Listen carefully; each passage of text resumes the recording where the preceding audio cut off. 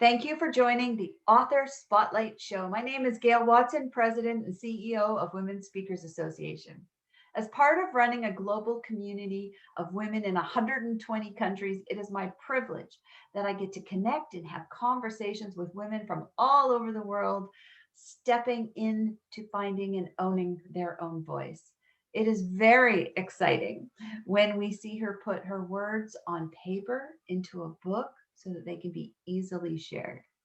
I am very excited to introduce you to two-time international best-selling author, co-author of Voices of the 21st Century, the most amazing woman, and you have to get to know her. Her name is Zaneta Johns. Welcome to the show.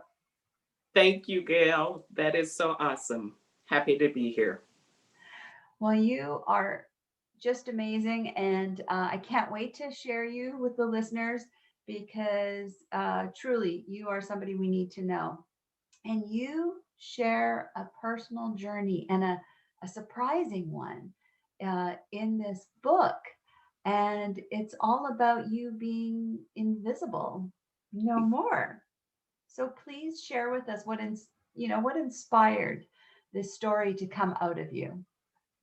Well, in the spring, I was working on publishing my first book of poetry after 40 plus years of writing.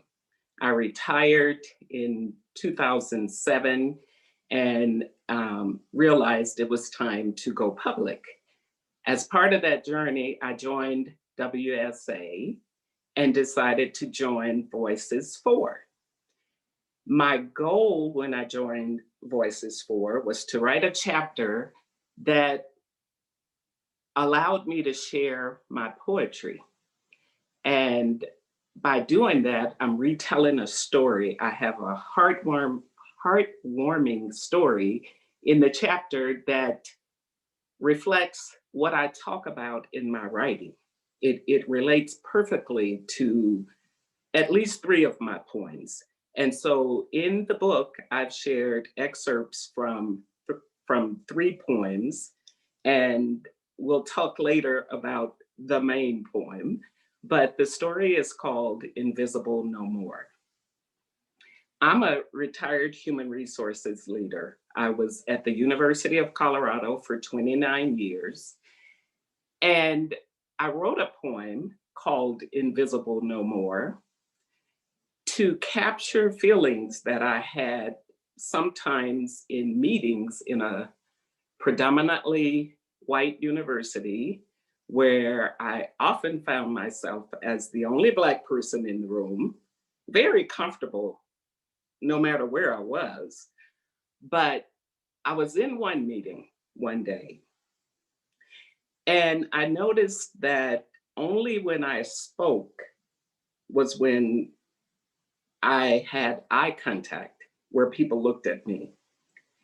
And I had this feeling in that meeting that they didn't see my invisible strength. And so there is a poem that I wrote called Invisible Strength. And I wasn't planning to share it, but I might share it, Gail. You kind of led me to thinking about it. There's an excerpt of it in the book, but I'm going to read it and then I'll go back to my story if that's okay. Yes. In strength, you may not see me, but know that I'm there. I'm thinking, I'm moving, I'm working your environment, making it mine.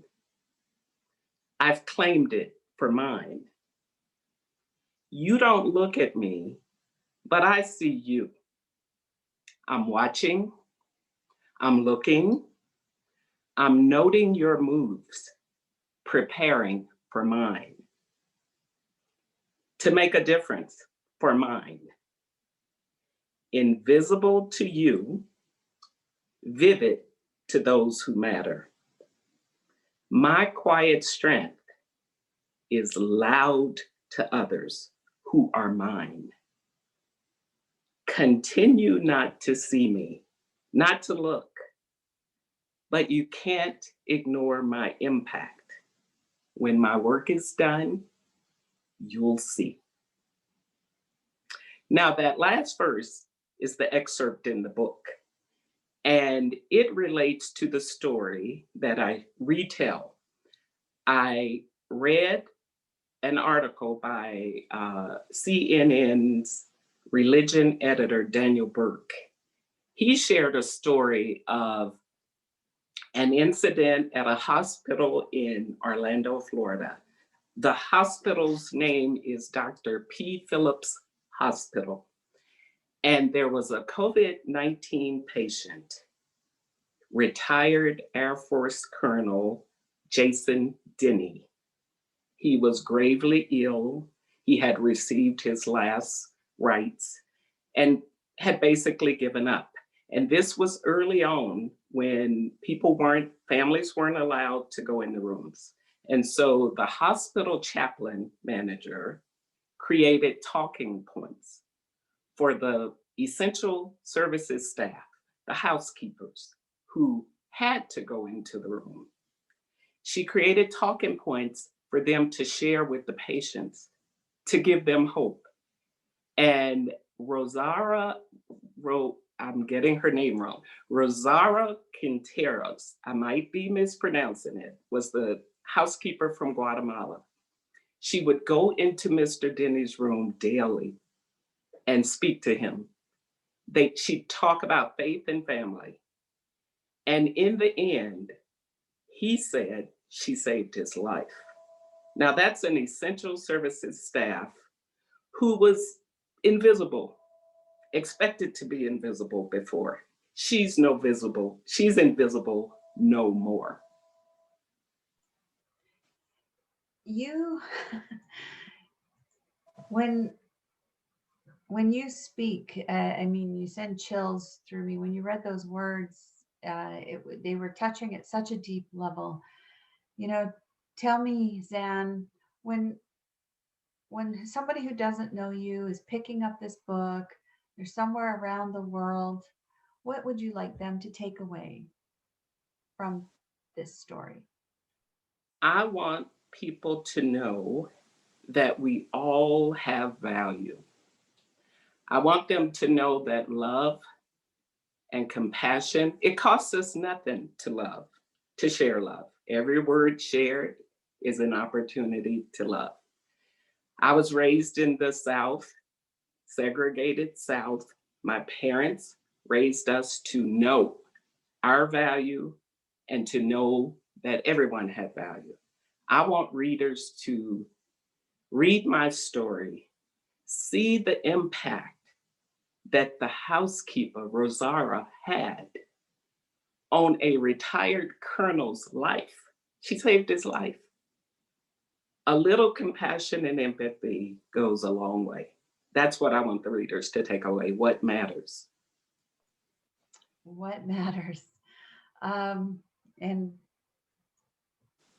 a lot matters. You bring such light to a time in our lives where we are experiencing disconnection, isolation, loneliness. There's been a lot of, mental trauma, as well as some physical trauma that comes with this whole time. And Yes. What I've really been blessed with is just knowing you through this Thank experience. you. And because your words, your poetry it's transformational. It's magical. You are a true gift. These words, you're true.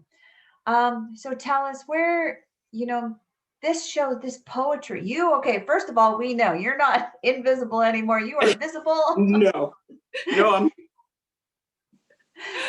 And how does this show, what is happening in your life today? Well, after joining WSA and connecting with WSA Publishing, as you know, I published my book, Poetic Forecast. And I'm showing the wrong copy, Gail. I was supposed to show the copy with the #1 bestseller seal on Amazon. I messed up.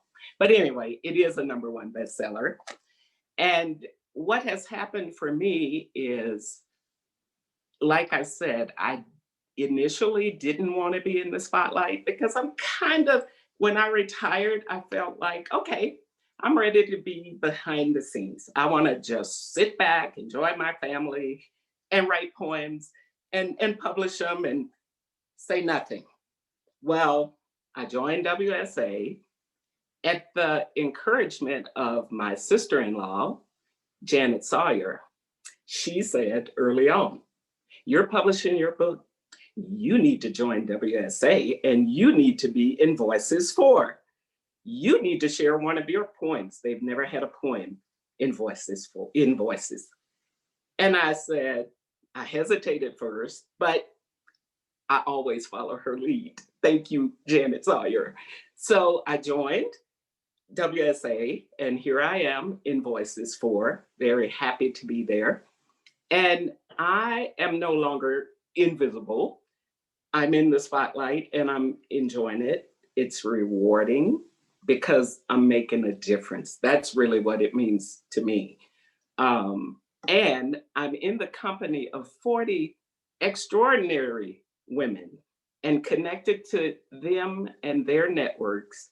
The support is amazing. So, anyone out there who wants a support of life-changing women, go to WSA. There's your commercial. There's your commercial, Gail. There's your commercial. Oh, well, thanks. It has changed my life. I've redefined myself in retirement, and I'm happy. I'm happy about that. Okay, thank you. Let's see the cover of that book again, even though it's not we know it's the number one, but Poetic Forecast. Okay, yeah. So if we want to get our hands on this amazing book and your Voices of the 21st Century, where can we get a copy of these books? You may go to www.zanexpressions.com. ZANEXPRESSIONS.com. Okay. Also sold on Amazon, Barnes and Noble, wherever books are sold. Yes. Okay. But if we go directly to you, will you give us a signed copy? I would be thrilled to autograph your book, Poetic Forecast or Voices of the 21st Century. Beautiful. Okay. I'm a resilient woman among 40 resilient women who rise and make a difference. That you are. That you are.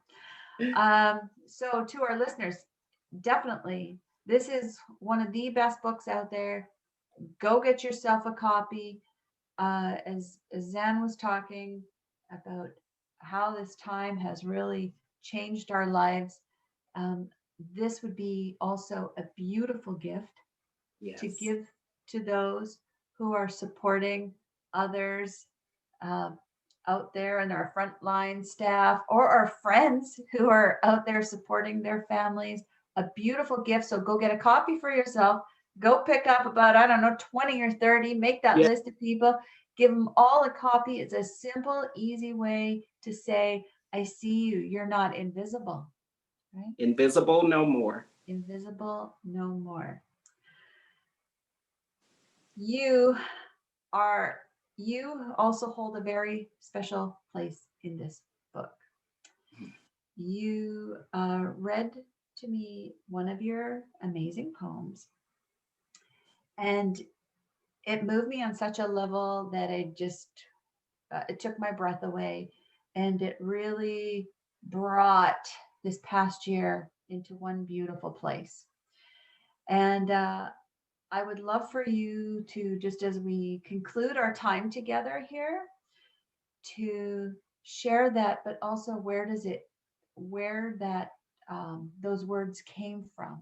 Because those words, just so everybody is clear right now, these words are so powerful that we had to place them on the front in our dedication, because they speak to each of us as individuals. This book is dedicated to each and every individual, that we do see you.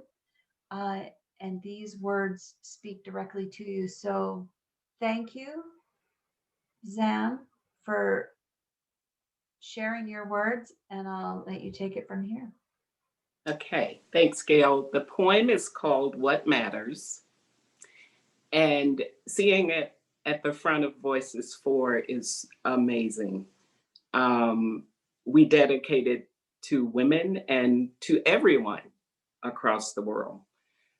I wrote this poem. I often write either to celebrate people or to share feelings or to process feelings that are deep. And I wrote this poem when I was feeling agitated about situations back in the late 1980s, early 90s, when in Colorado, especially, there was legislation being proposed to require English as a second language. There was also a lot of talk and concern about how people were being treated if they had a certain orientation, or if we were dealing with the Americans with Disabilities Act, people with physical challenges. And so I wanted to capture what I was feeling at the time. And I wrote What Matters, and later added to it, because as the world continued, I saw more issues that didn't feel comfortable for me, such as the Me Too movement and inequality. And I thought, I've got to add to this poem, and that's what I did. So with that, I'm happy to share it and leave it with the readers and listeners across the globe. What matters? If my eyes met your eyes in the midst of a crisis, would their shape and color concern you? If you felt my hands as they massaged your aching body, would you care about the pigmentation of my skin? If I gave blood to replenish your low supply, would you need to know that I looked like you? If you were drowning and I dove in to assist you, would you reach toward me if you knew I was gay? If you were hearing for the first time in your life, would you need for my words, my voice, to speak English only? If your loved one lay sick and dying, would it matter to which God I prayed? If I donated money to your favorite cause, would you refuse it if you knew how I voted? If the size of my heart increased each time I helped somebody, would you be more interested in the size of my body? If you asked me to walk a mile in support of humanity, would you get impatient if I use my wheelchair? If I said no and you assaulted me anyway, are you less guilty because I waited to report? If my family seeks asylum in the USA, are we not welcome because our border is to your south? If the police force keeps killing unarmed citizens, would you demand justice if they are African American? With civil unrest during this global pandemic, trust me, we will soon realize what matters.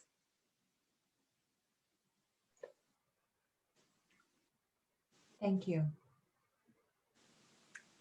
Welcome.